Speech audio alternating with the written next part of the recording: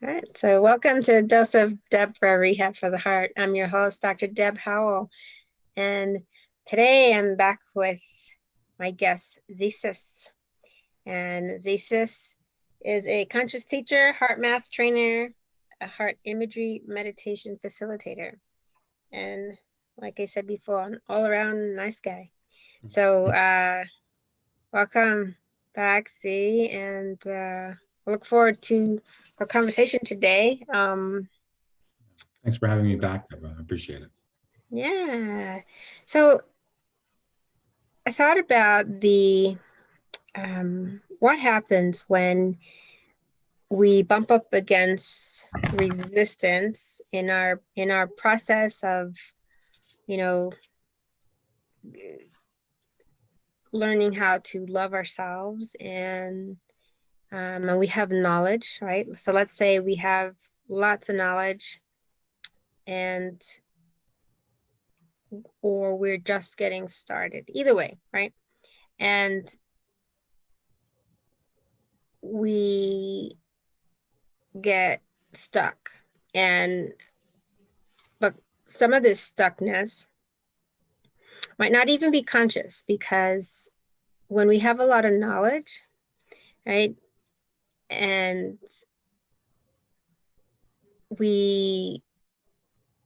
I'm talking like having a lot of knowledge, okay?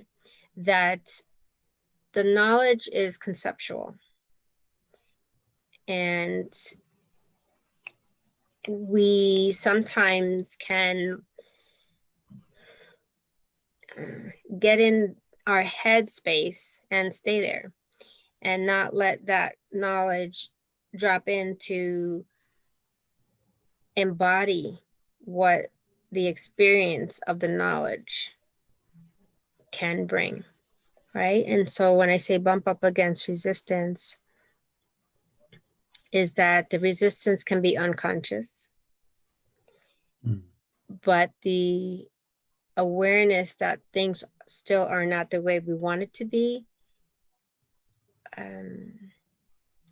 like that's an interesting topic, because for me anyway, it's coming up lately with some conversations I've had with people who have knowledge, a lot of knowledge, and then there are folks who are just getting on board with learning about this. So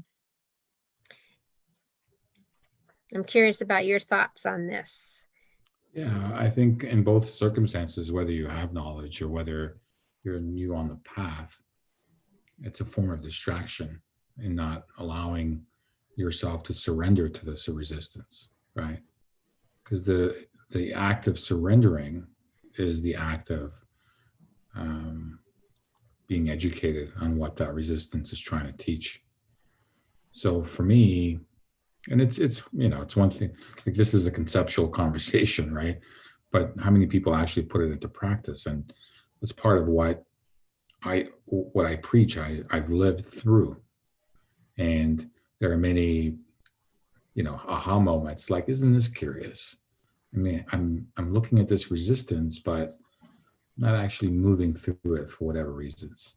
It's become more and more easier as I become aware of the resistance. So when you shine a light on consciously that this is resistance, and I am consciously resistance, and I'm witnessing it as resistance, but yet consciously not wanting to do whatever is required to move through that resistance. And most, I've lived 10 years of that in my life, aware of the knowledge that I need to do something, didn't have the courage to do it, right? Typically requires a lot of courage once you have the conscious awareness. And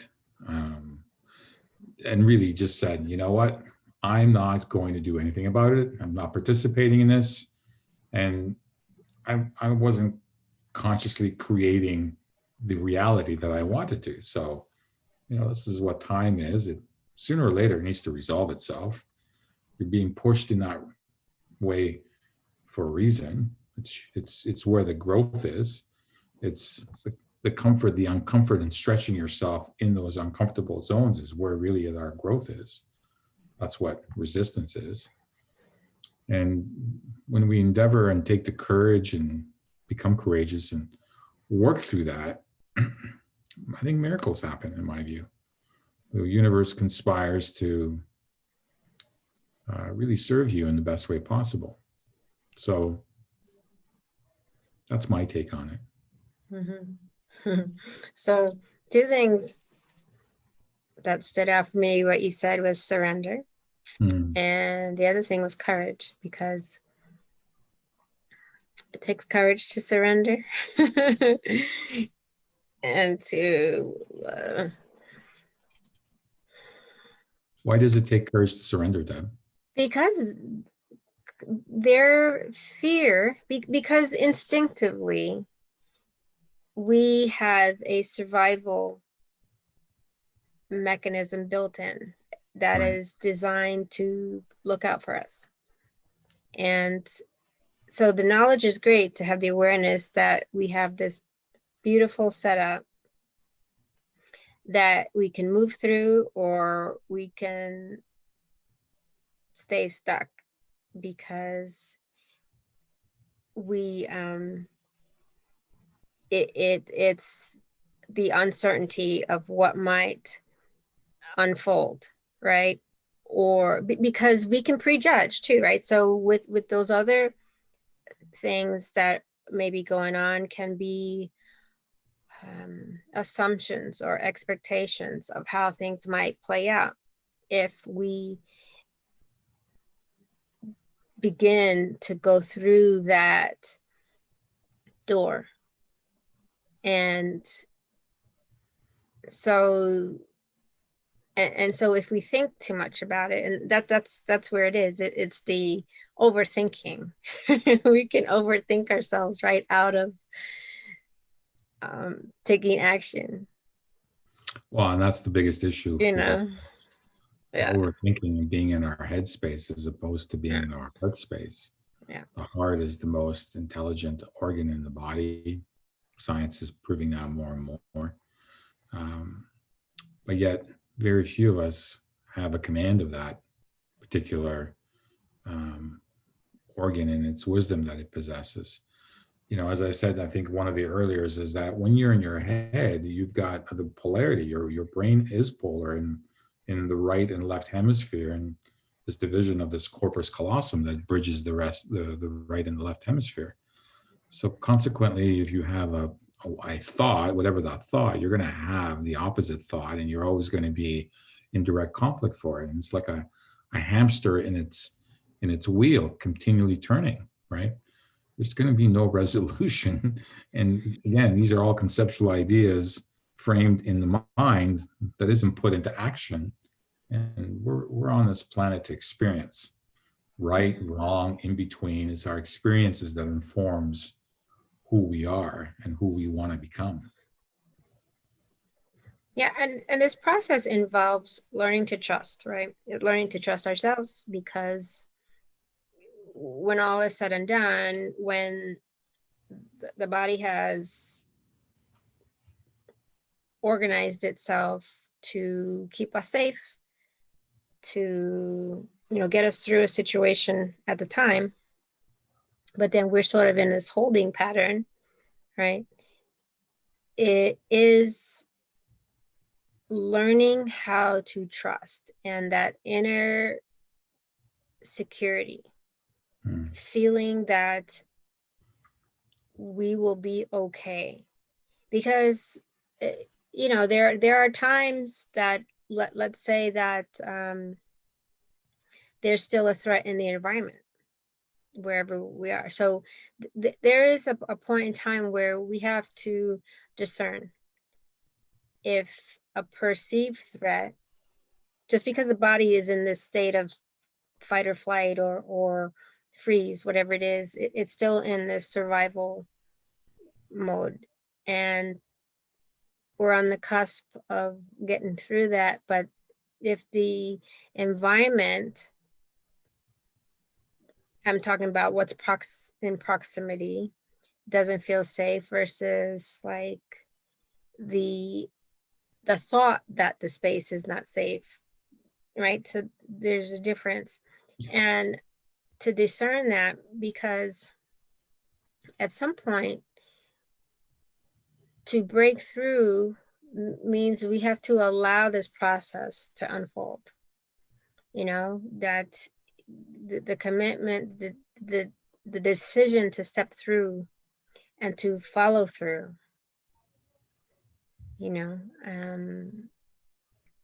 is one where you go and you don't second guess yourself, right? You just go, because with the acknowledgement that we don't necessarily know how this is going to exactly play out. Right. With that preparation, right? So that we can prepare ourselves, in a sense, for the unfolding, for the uncertainty, to the degree that to let ourselves know, hey, prepare for the unknown, right? Versus the expectation that in itself can set up as a barrier to moving through it, because we have these expectations of what if, and all the things that, again, may not even be conscious, but the body is in this what if. And and it's such an interesting kind of phenomena working with the nervous system, that especially, and I'm speaking to nervous systems that have been through trauma, that we have to honor and respect this process that the body has been through, and then the mind has some perspective around it, right, with different thoughts and things like that. And doing this kind of work is certainly everyone at a different point in time when they're ready, because it's not to be forced, right? And but at the same time, I look at this nudge, giving ourselves this kind of like loving nudge. Let's be curious for ourselves, right? How and to start to bring down that wall that we put up there, because we might be afraid of what's on the other side, or what we might experience, yet we haven't given ourselves any opportunity to experience anything, whether Right. it's positive or not so positive, but just knowing that the changing up what is right now needs to change, right? And just giving ourselves some construct and then deconstruct it. Resistance also is Yeah. way of if and I think most of us instinctively know that the resistance also provides a knowing factor that there's going to be work, and that your routine is going to change. It's going to be unknown, and we human beings, creatures of habit, will always choose what we do know as opposed to what we don't know, and the easy, quite frankly, right? I find it interesting that in the most horrific parts, like for example, the atrocities in Africa with the Houthis, and the mass genocide, and what was required there, the moral courage to survive. There's amazing stories that I've heard, or the depression in the 30s, and what was required to. No one was, intellectualizing what's required. People were doing what was required. Period. And we are at the point of society most sophisticated technologically. Some would say that educationally wise, but yet we are the most complacent civilization up to date. There really isn't. We've been pacified to a certain point that we've stagnated any sort of growth, right? And I just find that interesting. Yeah, familiarity. habit. Absolutely. I completely agree that we get in these comfort zones, even though Yeah. they're discomfort zones. Well, why are they discomfort zones though? I don't understand. So when I say, so if people express not wanting to feel or be where they're at, yet not willing to do the work for whatever the work will entail. Yeah. And so the complacency and the comfort zone is a familiar zone, but it's not comfortable, right? So that they're willing to stay in this unrest state until what? And a lot of, unfortunately, um, I've witnessed like the crisis that can strike, and then that's when there's more of a openness to just let's just really now look at this and make some changes So because and yeah, so but while we're still in a position to consciously and deliberately make changes without the force, without the crisis, right? The part of what gets in the way is what you just said, is complacency. It's the familiarity. It's the status quo. We'll just keep it this way. And because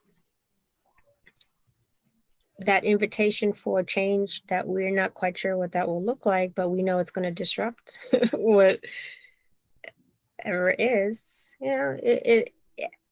and with respect to other people, right? If we're not in a situation by ourselves, that there can be a reluctance to take action, you know. because of the disruption. Yeah. And Yeah. potentially, because usually when that happens, it's always a growth process in the individual that's undertaking that. Mhm. And, too much growth and too much a juxtaposition where you typically grow apart.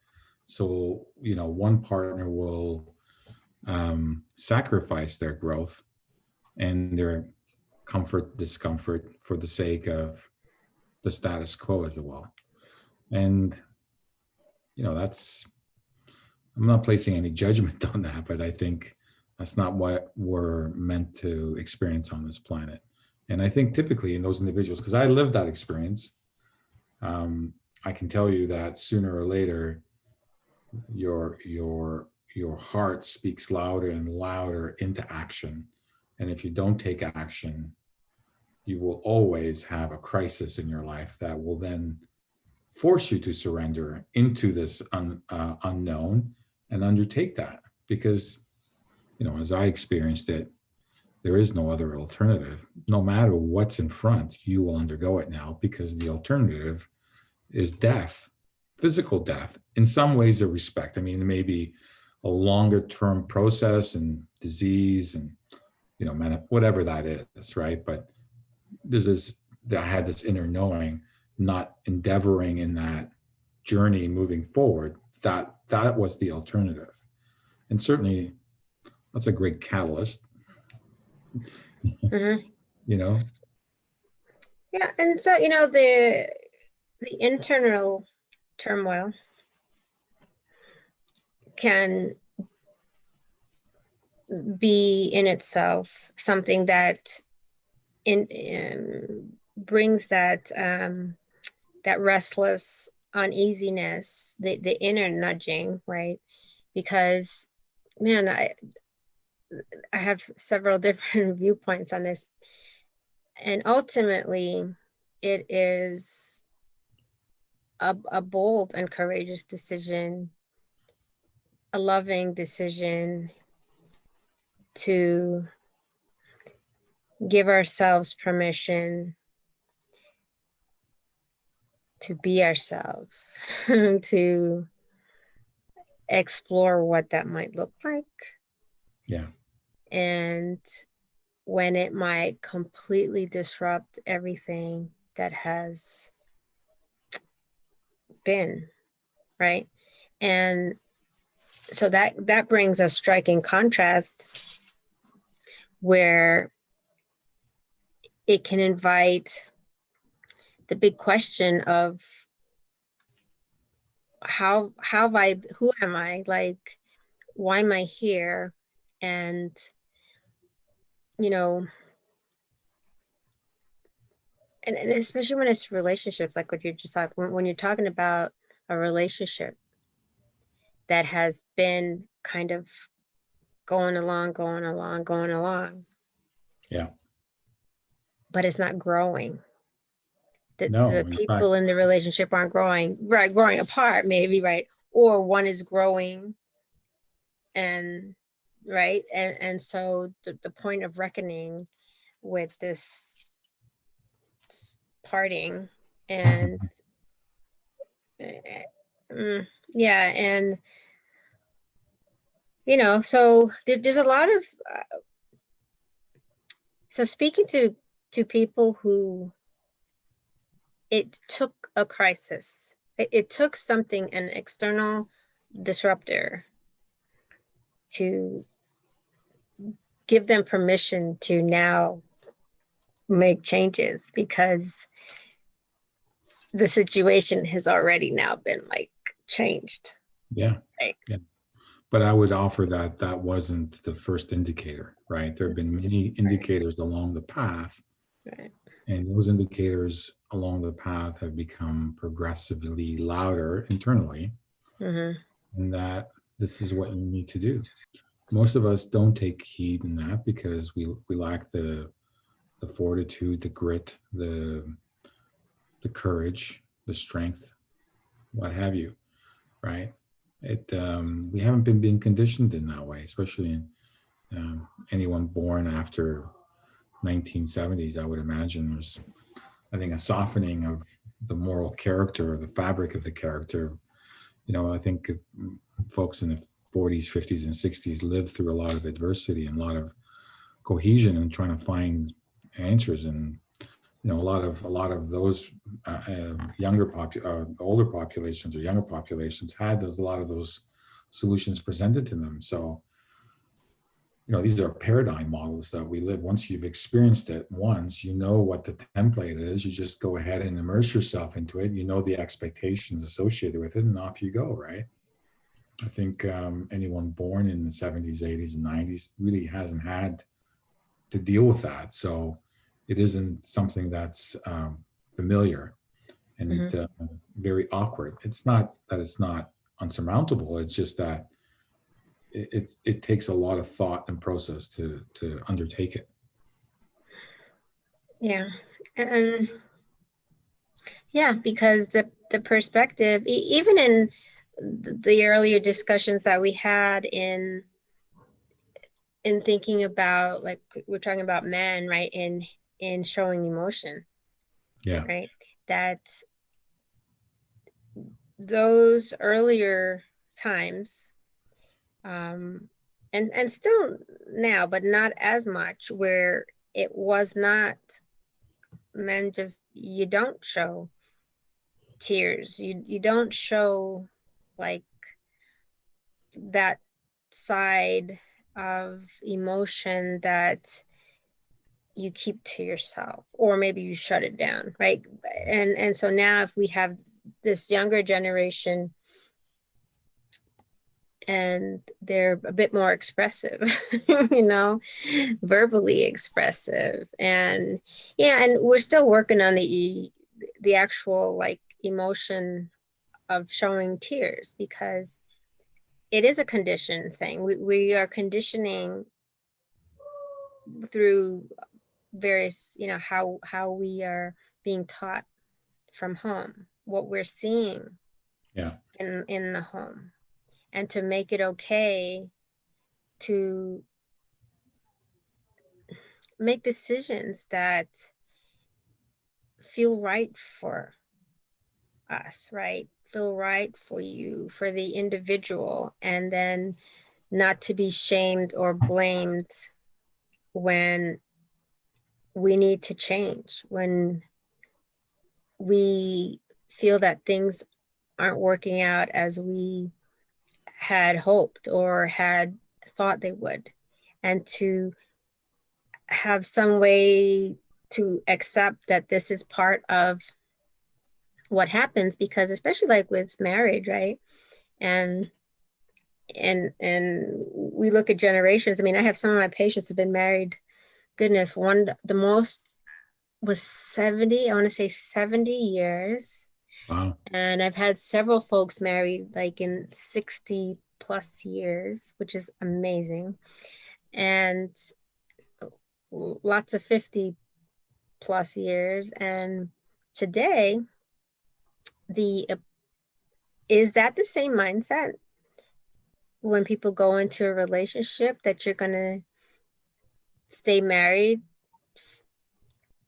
for the next, I mean, is it the same hope, or because we see that folks who say, this is not okay, and the willingness to speak up, or at least the willingness to say it's not okay, and let's work at either agreeing to disagree, staying together, or saying, hey, we're not helping each other to grow, so let's let go and find our own way, right? So I think that in the times that we are today, it's much more feasible that this conversation can be had than Mm.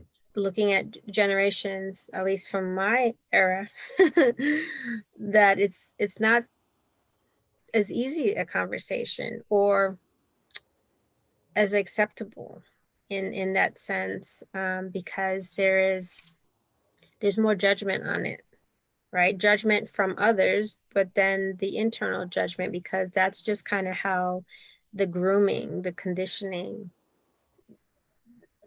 you know. I had the acquaintance of an older lady. She was, I think, at the time in her 90s, and she had gone through two divorces. The first divorce was in 30s or 40s, and around there. And I kind of took it for granted. It's like, oh, divorce. I mean, that's what the 80s kind of brought. It kind of, um, normalized something that was, and it became, the institution of marriage became disposable, just like everything else in society has become disposable. You run against the wall. Oh, this is difficult, so we check out. Um, but I would imagine at that era in the 30s and 40s, where you had so much conditioning. I mean, you were a heretic if you were divorced at that point in time. You must have been seen as someone of, crazy to even undertake, and especially a woman to take that step forward, right? So for me, in my views, it's always, neutrality. Finding the best way forward is not sacrificing yourself. So you've made the concerted effort. You've acted in good faith and the due diligence in trying to create this relationship, and you've encountered resistance, and there's nothing moving forward in that. And the flip side is, the moment you run into any kind of obstacle or resistance, or things don't go well, the first crisis, you don't check out. That's what marriage is all about. You endeavor to go through those, because that's what brings a couple closer together, right? Mm-hmm. Mm-hmm. But ultimately, it has to serve you both. And if one is talking and the other one is not listening, there's no communication going on, right? And so, what do you do when you have that resistance, right? You've surrendered, but your spouse hasn't. How do you move through that resistance? Yeah. Yeah.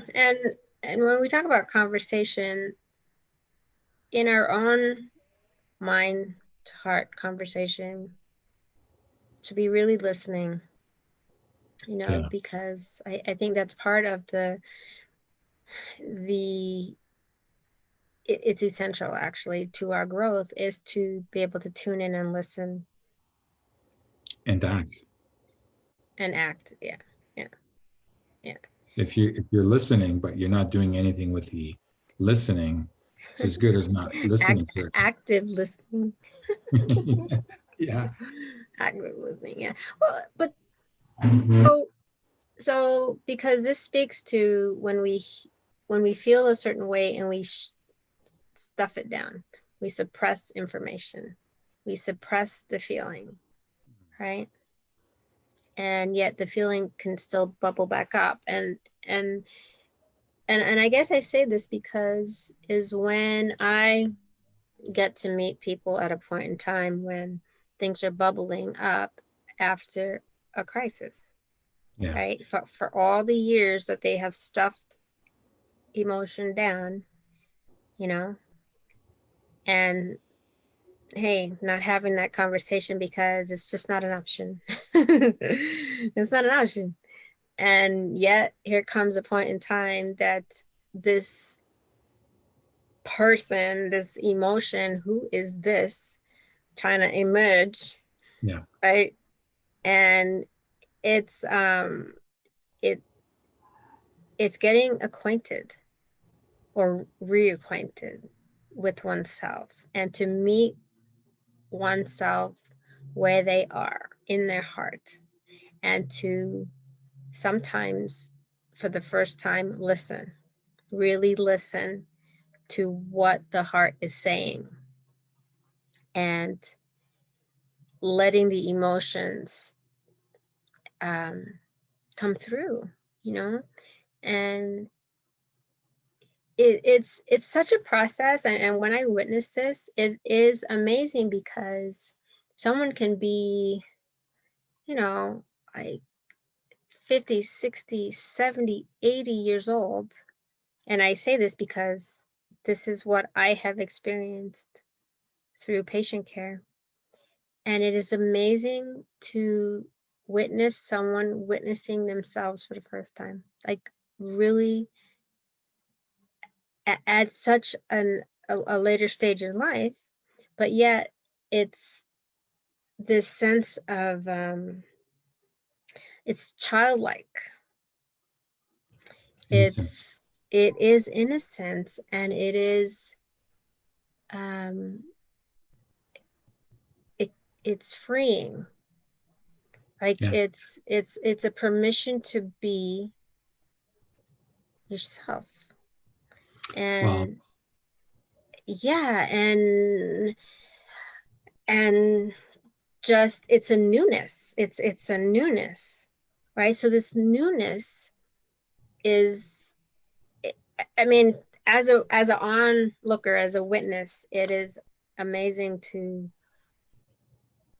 be part, to hold that space for folks to just enjoy this newfound beginning um, in their own self-exploration, self-love.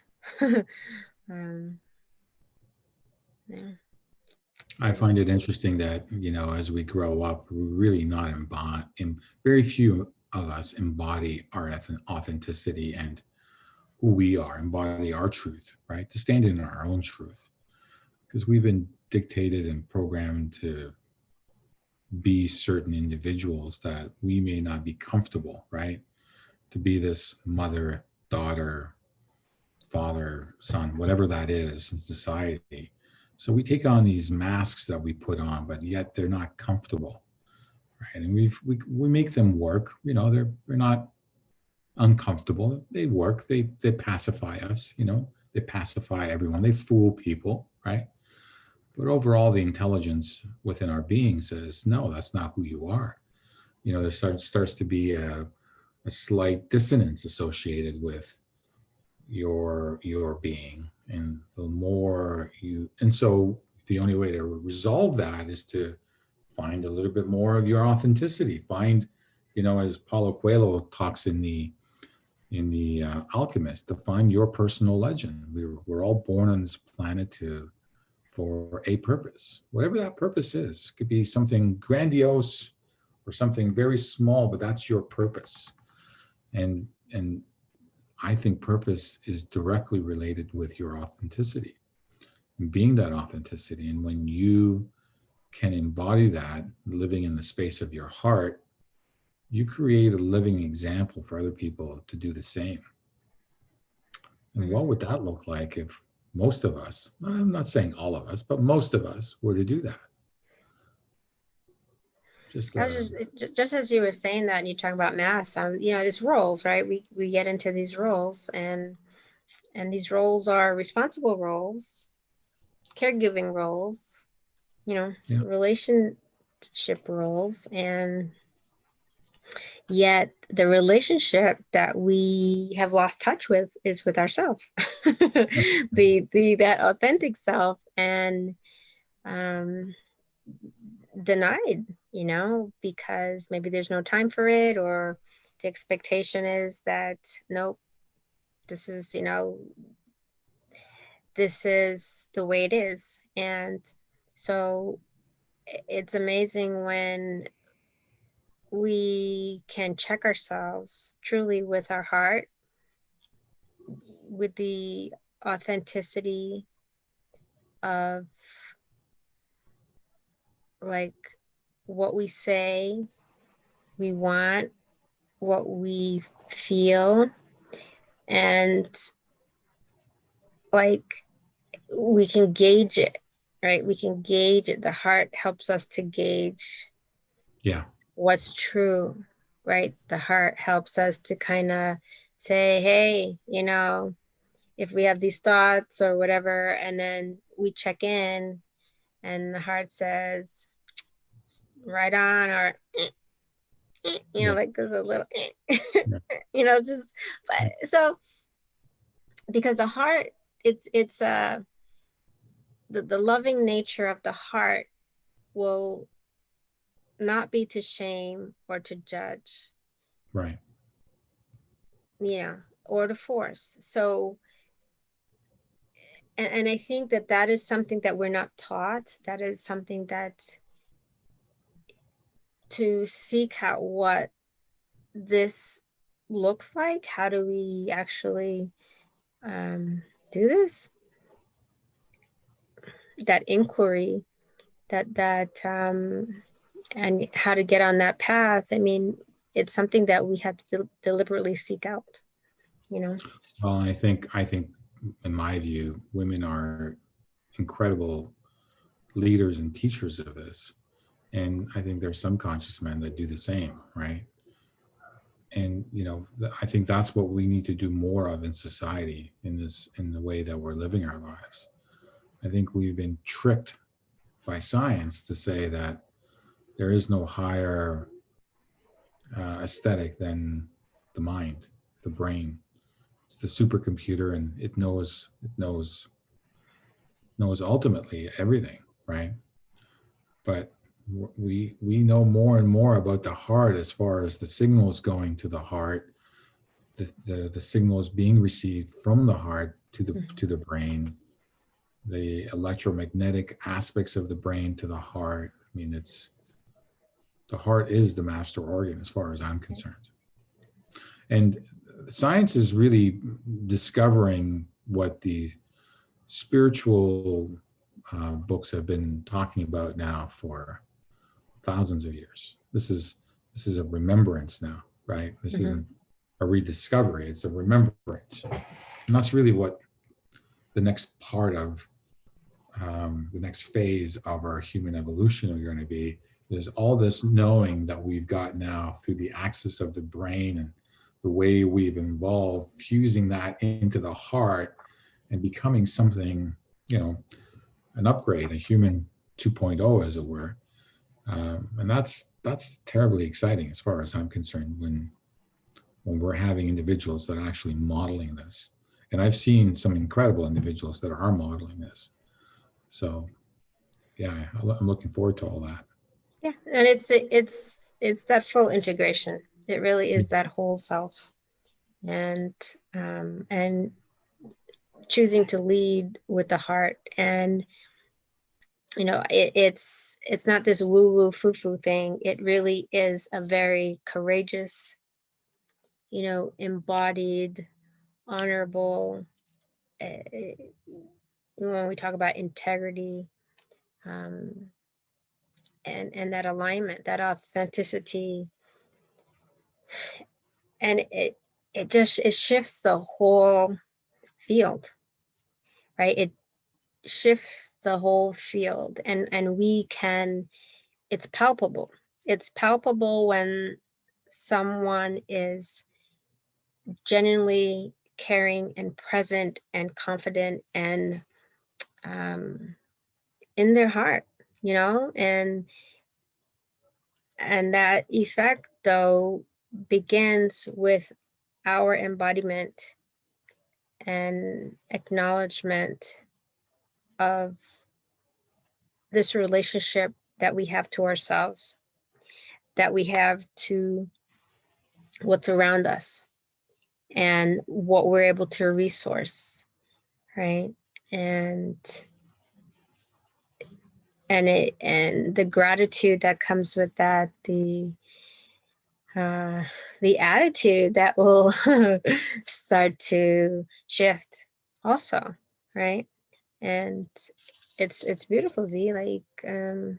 So you're kind of in that place of bringing forth information and support, and as am I. And so I just love for you to kind of let's bring this kind of to a close, but just talk about, for folks wanting to move forth and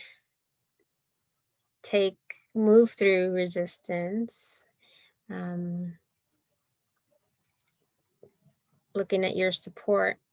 You're on the mute, my friend. There we go. Yeah. Sorry. Yeah. It's the most compelling work you can do in this life is the work that you do on yourself. Starts with you. So whether it's acknowledging your authenticity, whether it's beginning to heal through the self-love mechanisms, whether it's stepping into your courage and acknowledging your purpose. I mean, all those are incredible things to do, right? Um, the outward manifestations and bringing peace and love in this planet aren't as effective as the work that you do on yourself. And so I would encourage everyone to do that.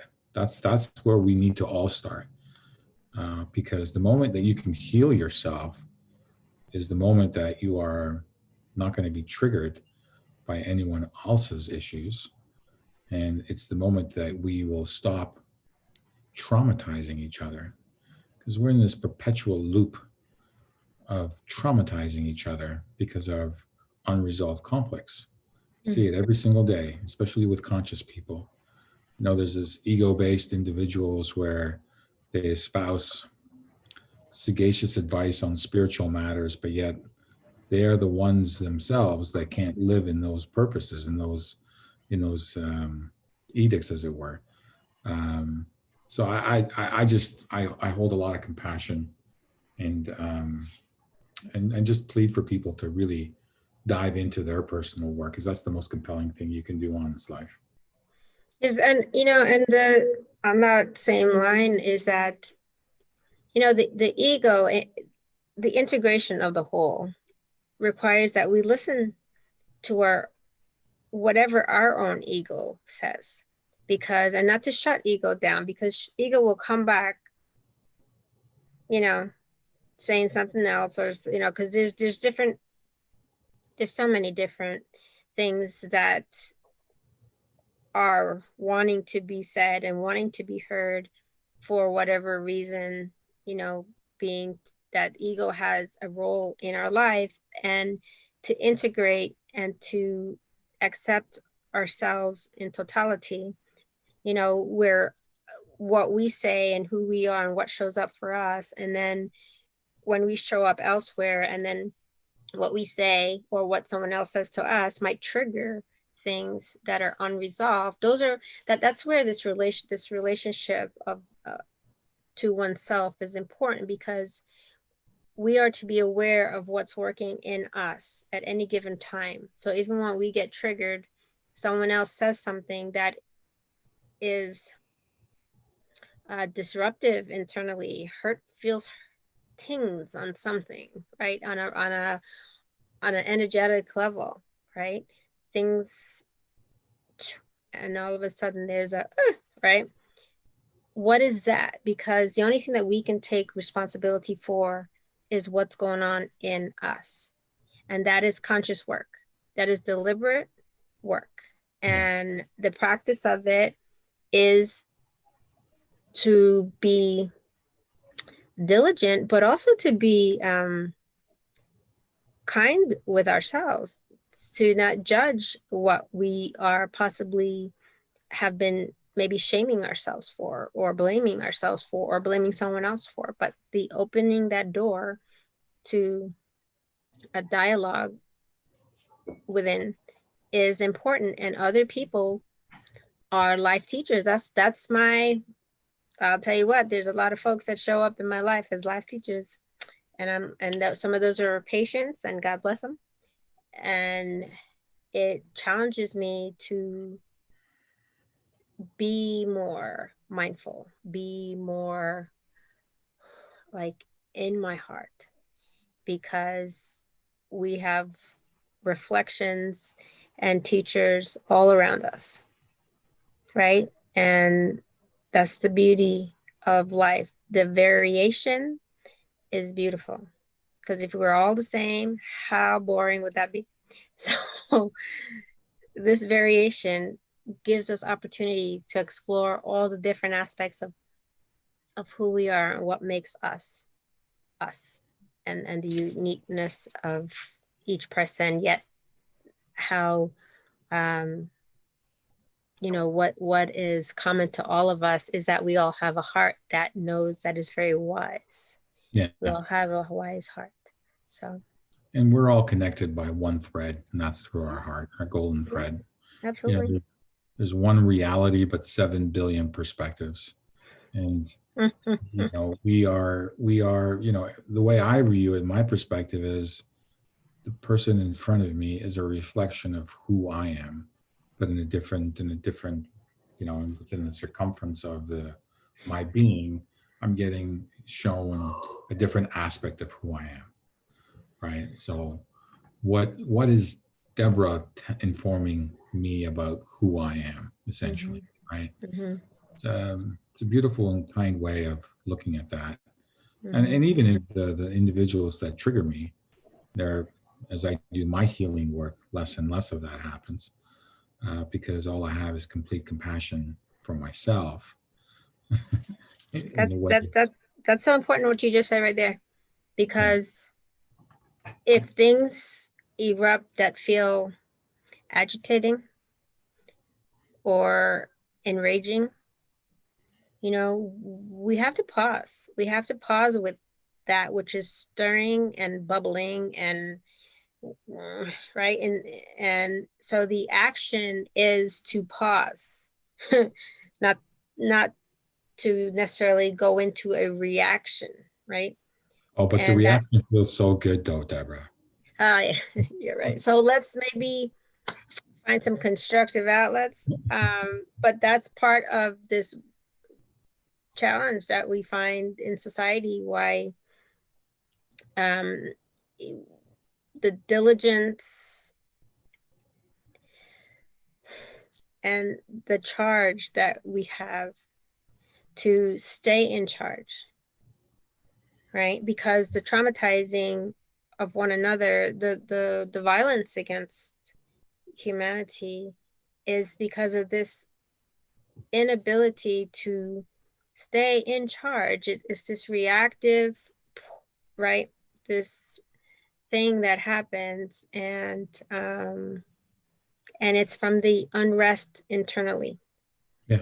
right? So if we can make peace with ourselves in our own heart, finding compassion when we are listening to voices that are not even our own voice, but they become a voice that we listen to that could be from way back when.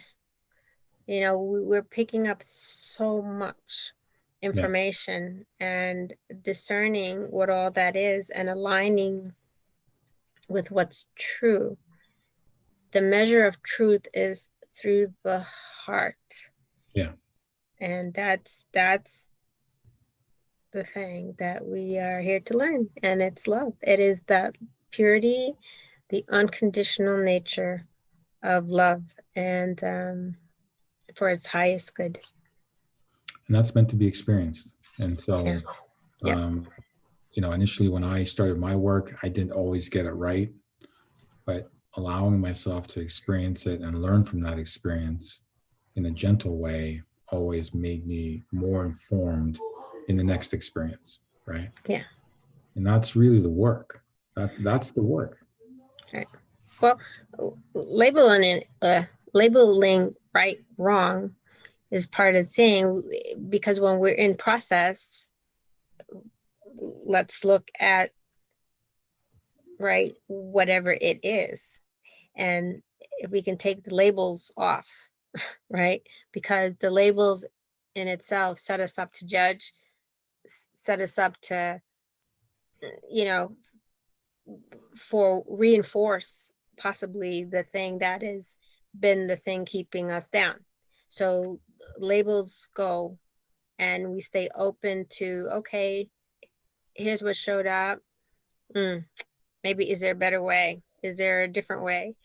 you know, Yeah. and because otherwise we let religion and politics, you know, and past experiences, that wherever those came from, the beliefs that came through, right, all skew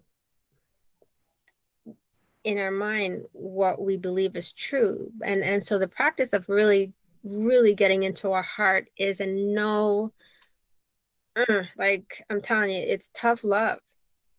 It is tough love at its finest. It's and we have to get to that point in time where enough is enough, where we want to live from a higher place. We want to live from a place of truth, and to honor who we are, and to begin to truly care for who we are is it's a deliberate daily, moment to moment, action oriented kind of process that, and the action again is to be able to sit still with ourselves, right? Yeah. Can we sit still with what we're feeling? God, I mean, right? Yeah, And absolutely. And being so, quiet. I think yeah, most people haven't been alone with themselves, let alone be quiet with themselves. It's if right. you're in that space and you find yourself uncomfortable, there's some work to be done as far as I'm concerned. Mm-hmm. Well, I know that space. I know that space. But anyway, listen, it's been awesome talking with you, and I hope that folks who are listening found some value and maybe will start their own inquiry. And if you need support, Z, can you Yeah. let So folks know where they can?